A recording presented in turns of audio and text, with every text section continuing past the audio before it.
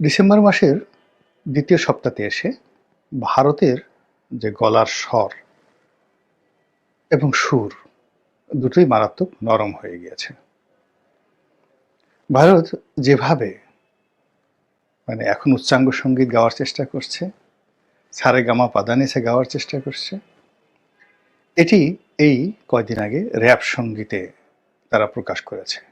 ওরে ধরো, ওরে খাও, এরে মারো, ওরে ধরো, তোর গলা খাবো, তোর মাথা খাবো, তোর কল্লা খাবো, এরকম র‍্যাপ সঙ্গীত আছে না, আমাদের ছেলেরা রাগ হয়ে গায়, এরকম র‍্যাপ সঙ্গীত গেয়েছে। আর এখন তারা যে সুর, এই সুরটি পরিবর্তন করেছে, সেই সুরটাও এখন রবীন্দ্রসঙ্গীত, ভজন, কীর্তন এই পর্যায়ে চলে এসেছে।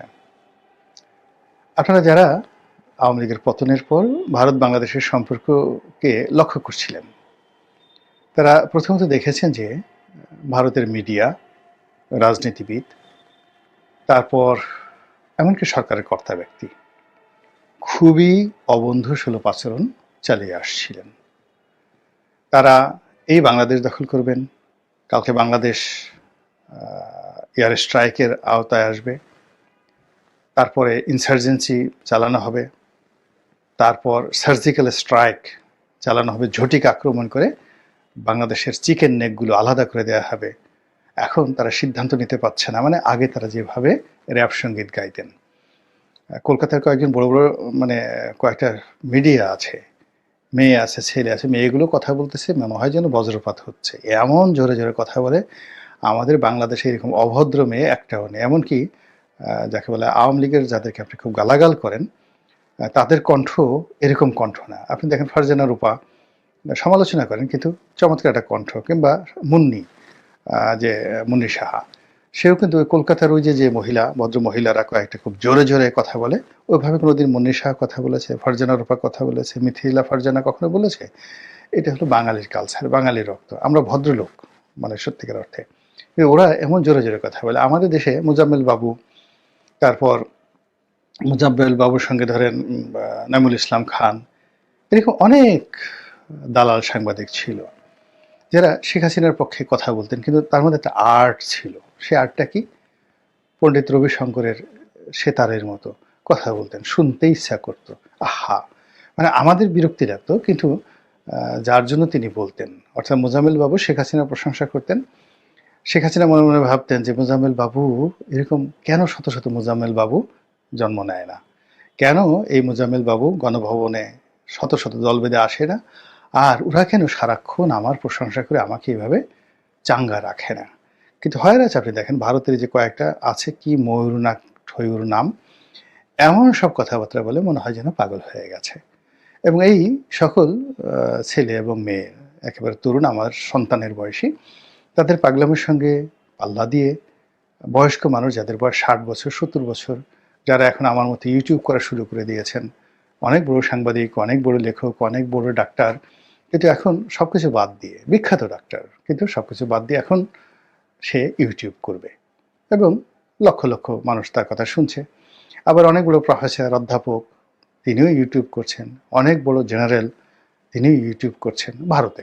এবং তারা সমস্বরে বাংলাদেশের বিরুদ্ধে কি করলো, হ্যাং করেঙ্গা, ত্যাং করেঙ্গা, মাথা ফাটিয়ে ফেলেঙ্গা, তারপরে গলা টিপে ধরেঙ্গা, এই সমস্ত কথাবার্তা, জিব্বা টান দিয়ে ছিঁড়ে ফেলেঙ্গা, বাম হাত দিয়ে জিব্বা ছিঁড়ে ফেলেঙ্গা, রাজাকার কা বাচ্চা হায়, আলবদর কা বাচ্চা হায়, ইত্যাদি ইত্যাদি নানা রকম অশালীন অশ্রাব্য কথাবার্তা বলে পুরো পরিবেশ পরিস্থিতিকে এমন পর্যায়ে নিয়ে গেছে যে আমাদের দেশের একেবারে শান্তশিষ্ট একটা দল, যারা ভারতের সঙ্গে কখনো সংঘাতে যেতে চায়নি, সেটা হলো বিএনপি।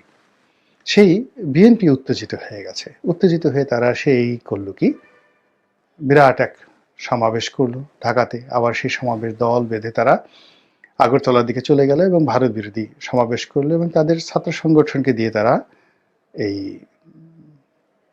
যে ঢাকাতে ভারতের রাষ্ট্রদূতের কার্যালয় বা দূতাবাস, ইন্ডিয়ান হাই কমিশন যেটাকে বলে, এটিকে তারা ঘেরাও করলো।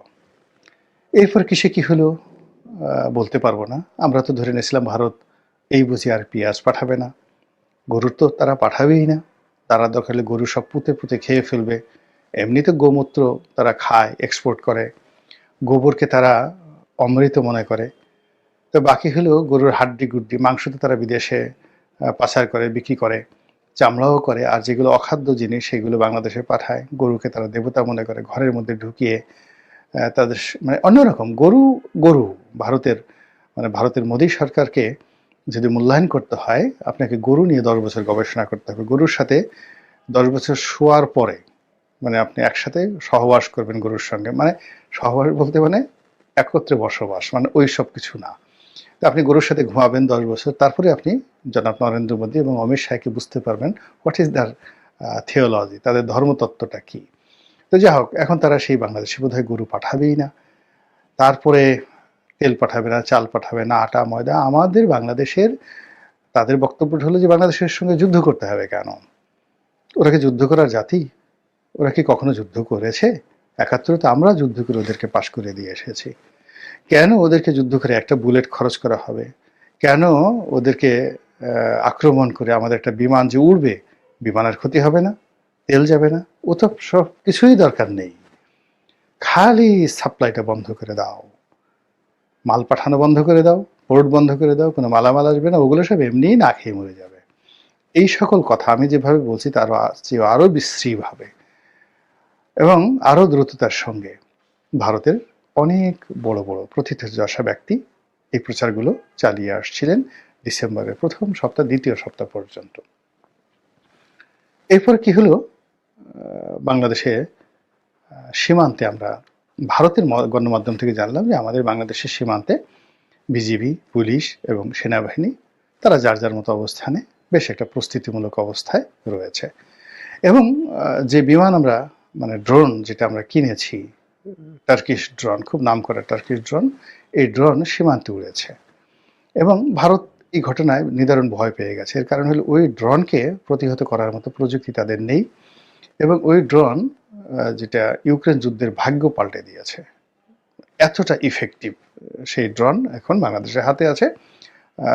6টা ড্রোন আছে এখন। এই 6টি ড্রোন দিয়ে আমাদের যে চারিপাশে 7 সিস্টার, সেই 7 সিস্টারে যদি বাংলাদেশ বিমান বাহিনী তারা আক্রমণ চালায়, তাহলে এটা প্রতিহত করার মতো তাদের কোনো কামান নাই, গোলা নেই। এর কারণ হলো এই বিমান 28,000 ফুট মানে হিমালয়ের যে উচ্চতার সমপর্যায়ের উপরে উঠে গিয়ে তারপরে তারা সেখান থেকে বোমা নিক্ষেপ করতে পারে।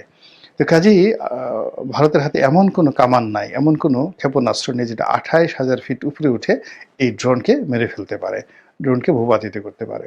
তো এটা আমরা বাংলাদেশের লোক জানি না, কিন্তু ভারতের দাদারা বুঝে গেছে এবং তারা ভয় পেয়ে গেছে। এবং ভয়ের কারণে হলো কিনা জানি না, তারা এই তাদের যে সবচেয়ে গুরুত্বপূর্ণ ব্যক্তি আমলাতন্ত্রের, তিনি হলেন বিক্রম মিস্ত্রি, তাদের পররাষ্ট্র সচিব বাংলাদেশে এলেন, খুবই কাছামাছি হয়ে ডক্টর ইউনূস সাহেবের সাথে মানে দেখা করলেন। ও বিনয় আমরা গত 20 বছর ভারতের কাছ থেকে দেখিনি। তারপর তিনি বাংলাদেশের পররাষ্ট্র সচিবের সাথে দেখা করলেন, পররাষ্ট্র উপদেষ্টার সঙ্গে দেখা করলেন, আর ঘণ্টা কানেকের জন্য তিনি নাই হয়ে গেলেন। সম্ভবত তিনি সেনাপ্রধান বা ক্যান্টনমেন্টের বা অন্য কোনো গোয়েন্দা এজেন্সির সঙ্গে আমাদের দেশে তাদের সঙ্গে আলাপ আলোচনা করে তারপর নিজেদের কথা সেখানে বলে গেছেন। এবং তিনি দিল্লিতে ফিরে যাওয়ার পর যেটি হয়েছে সেটি হলো তিনি পার্লামেন্টারি কমিটির জেরার মুখে পড়েছেন। পার্লামেন্টারি কমিটি মানে সেখানকার যারা সংসদ সদস্য, তারা বাংলাদেশের মতো বিনা ভোটে সংসদ সদস্য নন। সেখানে বিজেপির লোক আছেন, বিজেপির বাইরে কংগ্রেসে আছেন, যারা রাষ্ট্রীয় পলিসিতে হয়তো যে মতামত তারা পোষণ করেন রাষ্ট্রের স্বাধীনতা সার্বভৌমত্বের প্রশ্নে, কিন্তু ব্যক্তি তাদের যে চিন্তা চেতনা এটি ডিফার, অনেক সময় তারা ভিন্ন মত পোষণ করেন। এবং সেই ভিন্ন মতের কারণে তারা এই সফর নিয়ে তাকে জিজ্ঞাসা করেছেন, একেবারে কচুকাটা করে জিজ্ঞাসা করেছেন, কি করেছেন, কেন করেছেন, কোথায় গেলেন, কি করলেন, কি সফল হলো, কি সুফল পেলেন ইত্যাদি নানা কিছু।